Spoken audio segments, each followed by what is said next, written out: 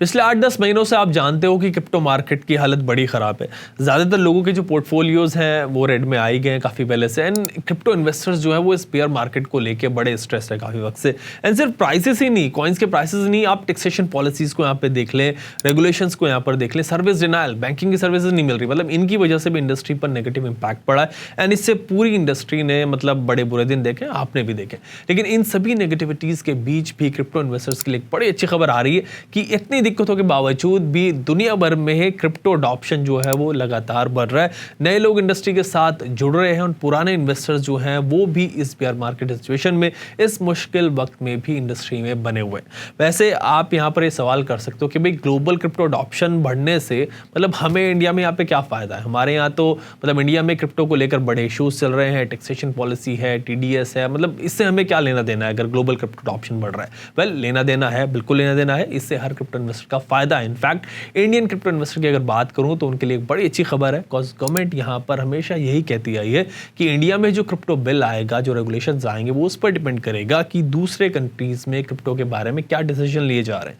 And जब crypto adoption market बढ़ रहा है, मार्केट में लोग जुड़ रहे हैं दूसरे देशों में भी, चाहे वो आप यूएस को देख लें, रशिया को देख लें, यूके को देख लें, यूरोपियन यूनियन कंट्रीज को देख लें, हर जगह से कुछ पॉजिटिव अपडेट जब हमें मिल रहे हैं, तो इंडिया में भी एज पर एक्सपर्ट्स हम क्रिप्टो पर जल्द ही कुछ पॉजिटिव न्यूज़, कुछ पॉजिटिव अपडेट्स जो हैं वो एक्सपेक्ट कर सकते हैं। एंड इसीलिए आज आपसे मैं इसी पर बात कर रहा हूँ, कुछ बड़े पॉजिटिव अपडेट्स जो हैं वो आ रहे हैं। एंड मेरे साथ आज हैं बिटनिंग फाउंडर काशिफ रजा, एंड काशिफ से आज जानेंगे कि इंडिया में क्रिप्टो बिल को लेकर इस वक्त क्या चल रहा है, क्या न्यूज़ है, क्या अपडेट्स आ रही हैं, क्रिप्टो बिल कब आ सकता है इंडिया में, सिमिलरली दूसरी कंट्रीज से क्रिप्टो पर क्या पॉजिटिव खबरें आ रही हैं, क्या अपडेट्स है, उनका इंडिया में क्रिप्टो के फ्यूचर पर क्या इम्पैक्ट पड़ने वाला है। एंड गवर्नमेंट को जो क्रिप्टो पर एफएटीएफ को अपना रिस्पॉन्स भेजना, अगले 6 महीने में गवर्नमेंट जो रिस्पॉन्स भेजेगी काफ़ी कुछ क्लियर कर देगी, उसमें क्या हो सकता है। सो अगेन बड़ा इंटरेस्टिंग डिस्कशन होने वाला है काशिफ के साथ।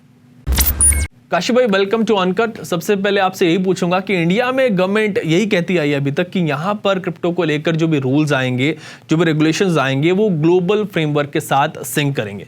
मतलब जो भी डायरेक्शन दूसरे बड़े कंट्रीज में हम देखेंगे क्रिप्टो पर वो लेते हैं, उसी डायरेक्शन में इंडिया भी जाएगा। सो आप अभी ये बताएं व्यूअर्स को कि इस वक्त दुनिया भर में क्रिप्टो को लेकर क्या चल रहा है, क्या पॉजिटिव अपडेट्स आ रहे हैं। राइट तो सबसे पहले हम यूएस की बात करते हैं। बहुत एडॉप्शन आपने बोला, तो एडॉप्शन हर जगह हो रहा है। अब एडॉप्शन बेसिकली इसलिए हो रहा है क्योंकि लोगों का इंटरेस्ट बढ़ रहा है।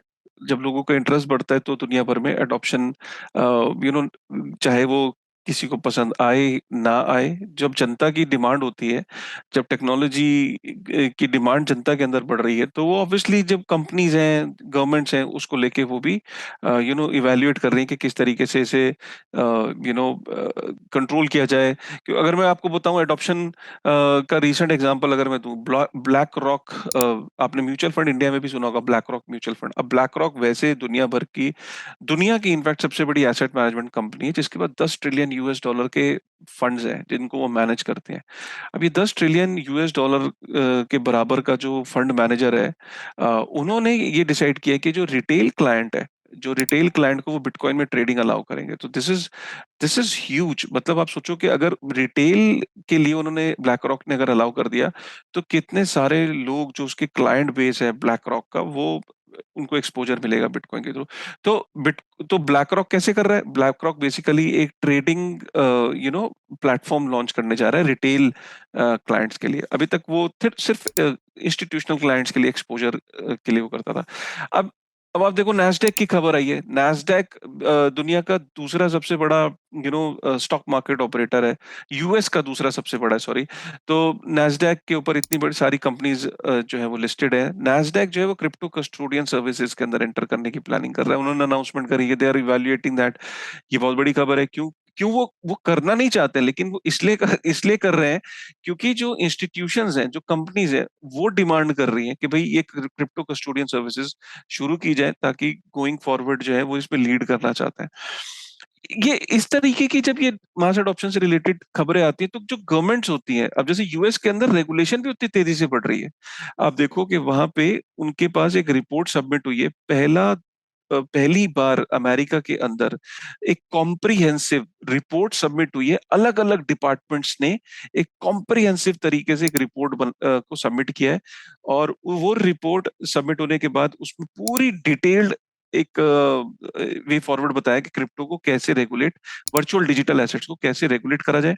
उसमें कंज्यूमर प्रोटेक्शन की बात हुई, उसमें मनी लॉन्ड्रिंग की बात हुई, उसमें केवाईसी की बात है, उसमें एनवायरनमेंट की बात है कि माइनिंग को लेके कैसे होना चाहिए। इनफैक्ट माइनिंग की अलग से एक रिपोर्ट सबमिट हुई है।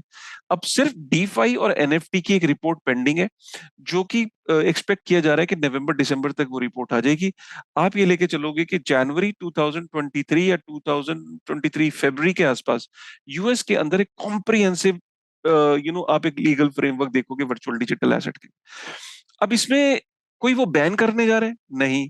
वो कह रहे हैं कि भाई हमने, ठीक है, हमने अपनी जांच एजेंसियों को बिठाया, उन जांच एजेंसियों ने एक रिपोर्ट को सबमिट किया, उस रिपोर्ट को सबमिट करने के बाद अब उस पे वो एक कुछ आगे कानून लेके आना चाहते हैं। वो कानून क्या होगा वो आपको 2023 के शुरुआती दौर में दिख जाएगा। काशिफ भाई, एज पर डेटा इस बियर मार्केट के बाद भी, इतनी नेगेटिविटी के बाद भी ग्लोबली क्रिप्टो अडॉप्शन जो है वो बढ़ रहा है लगातार। सो इंडिया पर इसका क्या इम्पैक्ट पड़ने वाला है? अडॉप्शन तेजी से बढ़ रहा है, चाहे वो अमेरिका ले लीजिए, चाहे वो आप बात कर लें रशिया की, जहां पे रशिया के अंदर भी क्रॉस बॉर्डर सेटलमेंट के लिए क्रिप्टो का इस्तेमाल की बात की जा रही है। वहां सेंट्रल बैंक और फाइनेंस मिनिस्टर के अंदर इस बात को लेके डिस्प्यूट था, इस बात के लिए को लेके नॉन अग्रीमेंट था कि नहीं ऐसा नहीं होना चाहिए। बट फाइनली अभी जो कल परसों की जो न्यूज आई है उसमें ये पता लगा कि दोनों का अब एक कंसेंसस है, फाइनेंस मिनिस्ट्री का और सेंट्रल बैंक का, कि क्रॉस बॉर्डर पेमेंट के लिए जो है क्रिप्टो को यूज किया जा सकता है। तो ये बड़ी इंपॉर्टेंट डेवलपमेंट है। अब आप इसको इस तरीके से भी देखें कि अभी चेन एनालिसिस जो दुनिया की सबसे बड़ी ऑन चेन एनालिसिस फर्म है, तो बेसिकली उसका काम क्या है, उनसे बेहतर और उनसे बड़ा डेटा। आपको डेटा तो बहुत सारे जगह से मिलेगा कि क्रिप्टो अडॉप्शन कौन सी कंट्री में कितनी जगह हो रही है, क्या रैंकिंग है, लेकिन चेन एनालिसिस का डेटा सबसे क्रेडिबल डेटा माना जाता है पूरी दुनिया के अंदर। चेन एनालिसिस खुद में 10 बिलियन यूएस डॉलर की कंपनी है। उनकी एक रिपोर्ट आई है अभी, ग्रास रूट लेवल रिपोर्ट जारी करी है। तो उन्होंने बोला कि ग्रास रूट लेवल पे, मतलब जो जमीनी लेवल पे जो रिटेलर है, छोटा छोटा जो रिटेलर है, उनके इन्वेस्टमेंट के हिसाब से कौन सी कंट्रीज हैं, टॉप 10 कंट्रीज हैं जो कि प्रोग्रेस कर रही है क्रिप्टो में in terms of adoption. India उस पे 4th रैंक पे। और हैरानी की बात यह है कि चाइना कंप्लीटली अगेंस्ट है क्रिप्टो के। बिटकॉइन माइनिंग को बैन कर दिया, क्रिप्टो की ट्रेडिंग बैन है वहां पे, सब चीजें उससे ज्यादा स्ट्रिक्ट, चाइना से स्ट्रिक्ट कोई नहीं है। वहां पे भी चाइना टॉप 10 में है। अंदाजा लगा रहे हैं? चाइना टॉप 10 में है, वियतनाम है, यूएस से आगे है इंडिया, राइट। तो वो टॉप 10 की अभी लिस्ट आई है, उसमें ये पता लगता है कि ग्रास रूट लेवल पे इंडिया 4th लेवल पे अमेरिका से ऊपर है और टॉप 10 में चाइना है। चाइना का होना बहुत ही आश्चर्यचकित करता है। इससे ये पता लगता है कि चाइना से ज्यादा हार्श, चाइना से ज्यादा कंट्रोल, चाइना से ज्यादा स्ट्रिक्ट, हमने देखा कि वो अपने वहां पे कोई लॉ, उसको वो इतना कंट्रोल इन्वायरमेंट है कि अगर वो चाहते हैं कि इसको कंट्रोल करना तो वो ग्राउंड पे कर देते हैं। उन वहां पे भी वो टॉप 10 के अंदर अगर है, तो इसका मतलब अडॉप्शन को आप रोक नहीं सकते, आप इसको सिर्फ रेगुलेट कर सकते हो। ये सिग्नल मिल रहे हैं। तो चाइना का टॉप 10 में होना एक बहुत आश्चर्यचकित करने वाला है। ओके काशिफ भाई, यूएस की आपने बात की कि वहाँ पर कुछ पॉजिटिव डेवलपमेंट्स हमें देखने को मिल रहे हैं। नेस्डैक भी क्रिप्टो कस्टोडियन बिजनेस में अब एंट्री करने जा रहा है। सो यूएस की तरफ से हमें इस वक्त क्या हिंट्स मिल रहे हैं? बिकॉज ऐसा होता है कि यूएस में यूएस जो भी चीज़ अडॉप्ट करता है, आगे चल के ऑलमोस्ट मतलब हमने देखा है हर कंट्री जो है ना उसको फॉलो करने लगती है। एंड इंडिया को भी एफएटीएफ को मतलब जो अपना रिस्पॉन्स फाइल करना है। सो इंडिया में क्रिप्टो पर आगे क्या होने जा रहा है? अभी काफी सारे न्यूज आर्टिकल्स के अंदर ये देखने में आया कि कि कुछ गवर्नमेंट ऑफिशियल्स का, इंडियन गवर्नमेंट ऑफिशियल्स का ये कहना है कि बहुत जल्दी क्रिप्टो की जो लीगैलिटीज को लेके कुछ ना कुछ कानून बनने वाला है, या उसके बारे में काम चल रहा है। सो बेसिकली वो एफएटीएफ की जो गाइडलाइंस है उनको बेंचमार्क मान के, क्योंकि एफएटीएफ ने क्लियरली जो अपने मेंबर्स हैं उनको ये बोला है कि हमें बहुत इसको क्रिप्टो को लेके जो गाइडलाइंस है उसके अराउंड कुछ ना कुछ जो हमारे मेंबर्स हैं they should come up with some policy. ऐसा नहीं हो सकता कि इसको इग्नोरेंट नहीं छोड़ना है। मेंबर्स को ये सलाह है, क्योंकि एफएटीएफ रूल नहीं पास कर सकता, एफएटीएफ कोई ऑर्डर नहीं कर सकता कि इंडिया को ये करना है, इसको ये करना है। वो तो कहता है मेरी ये गाइडलाइंस है मेरे मेंबर्स के लिए, और मैं चाहता हूं कि मेरी गाइडलाइंस फॉलो करो।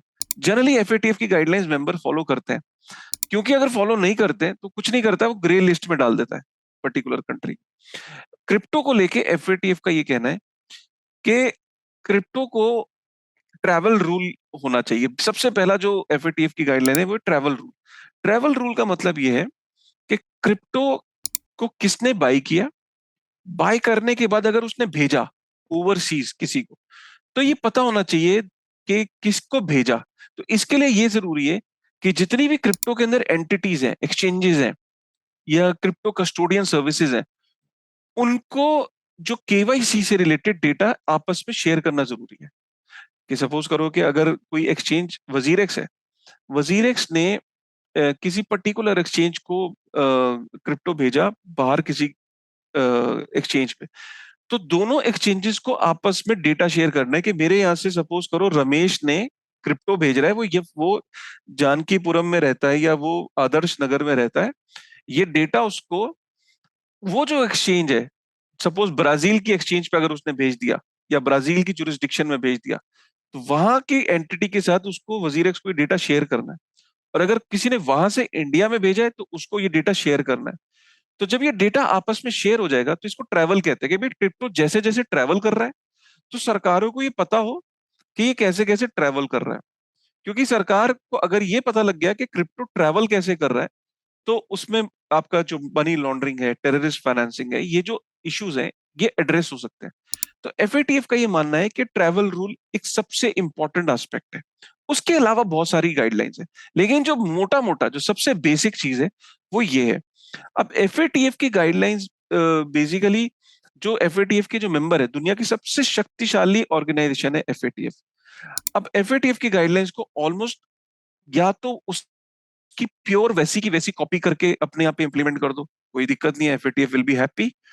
या आप उन गाइडलाइंस से इंस्पिरेशन लेके अपनी कंट्री के सोशियो इकोनॉमिक और चीजों को समझ के उनसे इंस्पिरेशन लेके आप कुछ उनकी गाइडलाइंस को पिक एंड चूज कर सकते हो। लेकिन एफएटीएफ का ये कहना है कि ऐसा नहीं हो सकता कि कंट्रीज जो उसके मेंबर हैं वो चुप बैठे रहे, कुछ ना कर रहे हो। या तो तुम बैन कर दो। एफएटीएफ का ये भी कहना है कि इफ यू रियली थिंक कि हमें बैन कर देना चाहिए, you can always do that, but you need to ensure कि चीजें अंडरग्राउंड ना चली जाए। ये भी एफएटीएफ ने बोला अपनी रिपोर्ट में।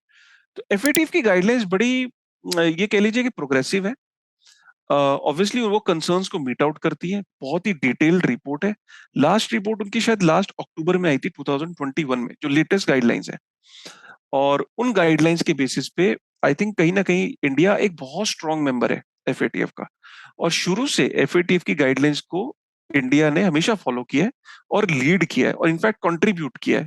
तो मुझे लगता है कि एफएटीएफ की गाइडलाइंस को अगर इंडिया फॉलो करता है, तो वो तो यही दर्शाता है कि बैन वर्ड उसमें कहीं नहीं है। I think it should be more of a regulatory, you know, एक उस हिसाब से यहाँ पे आप देख सकते हैं कि इंस्पिरेशन एफएटीएफ की गाइडलाइन से लेके कुछ बनता हुआ देखेंगे आप यहाँ। काशी भाई, यूएस में भी क्रिप्टो को लेके कुछ गाइडलाइंस अभी आई थी कुछ दिन पहले, उनमें मतलब क्या कहा गया था, कौन से बड़ा इंपॉर्टेंट हो जाता है इंटरनेशनल कॉन्टेक्स्ट की अगर हम बात करें तो? यूएस के अंदर वो कंज्यूमर प्रोटेक्शन और money laundering, terrorist financing, different different जांच एजेंसियों ने मिलकर एक रिपोर्ट सबमिट करी, कॉम्प्रिहेंसिव डेटा एक सबमिट किया। माइनिंग के ऊपर एक अलग से रिपोर्ट सबमिट करी। वहाँ की जो साइंस एंड एक डिपार्टमेंट है, साइंस एंड टेक्नोलॉजी का एक डिपार्टमेंट है, उन्होंने माइनिंग की एक रिपोर्ट सबमिट करी है। क्यों माइनिंग के अंदर कितनी इलेक्ट्रिसिटी कंज्यूम होती है, हमें कार्बन एमिशन कितना होता है, हमें ग्रीन एनर्जी की तरफ जाना चाहिए, माइनिंग के क्या इल इफेक्ट्स हैं, माइनिंग के क्या फायदे हैं, अगर मीथेन की बात की है वहां पे कि अगर, काफी डिटेल में वो रिपोर्ट है। तो अब एक रिपोर्ट डीफाई और एनएफटी पे पेंडिंग है। जैसे ही वो आ जाएगी तो उसके बाद हम देखेंगे कि अमेरिका के अंदर एक कॉम्प्रिहेंसिव तरीके से एक रिपोर्ट जारी हो जाएगी। शायद अगले साल तक हम देखेंगे कि कुछ ना कुछ यूएस के अंदर एक कॉम्प्रिहेंसिव कंसोलिडेटेड रिपोर्ट आ जाएगी। ओके काशी भाई, यूएस एंड रशिया की हमने अभी बात की, क्या इसके अलावा दूसरे कंट्रीज भी हैं जहां से हमें कुछ पॉजिटिव अपडेट्स जो है वो क्रिप्टो को लेकर मिल रहे हैं? देखिए काफी सारी कंट्रीज हैं, चाहे आप कह रही तो बहुत ही प्रोग्रेसिव कंट्रीज की बात है, चाहे यूके को ले लो, चाहे आप स्विट्जरलैंड को ले लो, यूरोपियन कंट्रीज को ले लो, यूरोपियन यूनियन को ले लो। सारी कंट्रीज जो है वो कुछ ना कुछ, जैसे स्टेबल कॉइन्स के प्रति यूरोप के अंदर आया कि पहले ये था कि जो यूरो बैक्ड स्टेबल कॉइन्स होंगे उन्हीं को ही अलाउ करेंगे। राइट? लेकिन अब आ रहा है कि नहीं, they are open to all the other different kind of stable coins. US US के अंदर आया है कि जो लूना टाइप का जो स्टेबल कॉइन था, एल्गोरिथमिक स्टेबल कॉइन्स थे, जैसे लूना का केस दोबारा ना हो पाए तो उन्होंने एल्गोरिथम बेस्ड स्टेबल कॉइन्स को, हो सकता है कि वो एक बिल लाके बैन कर देंगे अगले कुछ दिनों में, जिसके ऊपर काम चल रहा है। तो कंट्रीज बेसिकली ये समझ गई हैं कि हमें इसको बैन नहीं करना। बैन वाली तो चीज ना, मेरे को लगता है कि आपने, शायद आप भी इतना कवर कर रहे हो, इतने टाइम से देख रहे हो, शायद ही आपने किसी कंट्री को ये कहते सुना होगा, एक्सेप्ट चाइना में भी। बट चाइना के अंदर भी मैं बता चुका हूँ कि ऊपरी तो सतह पे तो बैन है, नीचे निचली सतह पे अडॉप्शन बढ़ रही है। क्यों? तो इसीलिए मेरा ये मानना है कि अडॉप्शन रेगुलेटरी फ्रंट पे भी इवॉल्व हो रही है, और वैसे भी ओवरऑल हर कंट्री के अंदर कुछ ना कुछ आप डेवलपमेंट देख रहे हो। काशिफ भाई, आपने चेन एनालिसिस की रिपोर्ट की बात की, तो उसमें इंडिया 4th नंबर पे आपने बताया। सो इसमें 4th नंबर पर होने का मतलब क्या है, इससे हमें हासिल क्या होता है? 4th नंबर का मतलब ये होता है कि ग्रास रूट लेवल रिपोर्ट का मतलब ये है कि पहली बात, वो रिपोर्ट ने सिर्फ रिटेल कंज्यूमर को चूज किया। अगर इंस्टीट्यूशनल रिपोर्ट होगी तो ऑब्वियसली इंडिया उसमें फीचर नहीं करेगा टॉप 10 में। अगर हम ग्लोबली देखेंगे कि कितना इन्वेस्टमेंट आ रहा है, तो ऑब्वियसली उसमें यूएस लीड कर जाएगा, क्योंकि यहां से इंस्टीट्यूशंस क्रिप्टो में पैसा नहीं डाल रहे। लेकिन जब रिटेल पे वो उन्होंने रिपोर्ट को स्टडी किया कि एक इंडिविजुअल इन्वेस्टर कितना पैसा अपने टोटल इन्वेस्टमेंट का एलोकेट कर रहा है क्रिप्टो को, उसमें इंडिया 4th नंबर पे। क्लियर हो गया? तो उसमें इंडिया 4th पे है और यूएस इंडिया से पीछे है। और टॉप 10 पे अगर मैं देखूं तो टॉप 10 के अंदर चाइना भी है। नंबर 1 पे वियतनाम है, सेकंड पे फिलीपींस, थर्ड पे यूक्रेन, फोर्थ पे इंडिया, फिफ्थ पे यूनाइटेड स्टेट्स, सिक्स्थ पे पाकिस्तान, सेवंथ पे Brazil, eighth pay Thailand, ninth पे रशिया और 10th पे चाइना। इनफैक्ट फिर 11th पे नाइजीरिया है। सो इससे आप अंदाजा लगा सकते हैं कि जो रिटेल सेगमेंट में एडॉप्शन में इंडिया 4th रैंक पे। ट्रू काशिफ भाई, जो भी अपडेट्स इस वक्त ग्लोबल मार्केट से आ रहे हैं क्रिप्टो पर, दूसरे कंट्री से जो भी हिंट हमें मिल रहे हैं, they are quite positive, more or less positive है। एंड उनसे यही लगता है कि इंडिया में भी हम जल्द ही क्रिप्टो रेगुलेशंस देखेंगे, क्रिप्टो पर कोई डिसीजन देखेंगे। वैसे जैसे कि रिपोर्ट्स में कहा जा रहा है कि अगले मंथ तक हमें कुछ ना कुछ अपडेट जो है गवर्नमेंट की तरफ से क्रिप्टो बिल पर मिल सकता है। एंड फिर अगले साल मार्च तक तो पूरी क्लैरिटी इस पर मिलने की उम्मीद है। जैसे ही गवर्नमेंट FATF में अपना रिस्पॉन्स फाइल करेगी, वहाँ क्लैरिटी मिल जाएगी। आप हमारे साथ जुड़े आज के डिस्कशन के लिए, इसके लिए थैंक्स। एंड व्यूअर्स को मैं यही कहूँगा कि अगर क्रिप्टो से रिलेटेड आपके पास कोई भी क्वेश्चन हो, कोई भी सवाल हो आपका, तो वो आप कमेंट सेक्शन में पूछ सकते हो। नेक्स्ट वीडियो में मैं आपको उसका आंसर करूंगा। आज के लिए इस वीडियो में इतना ही। Keep watching Uncut for more such crypto related content.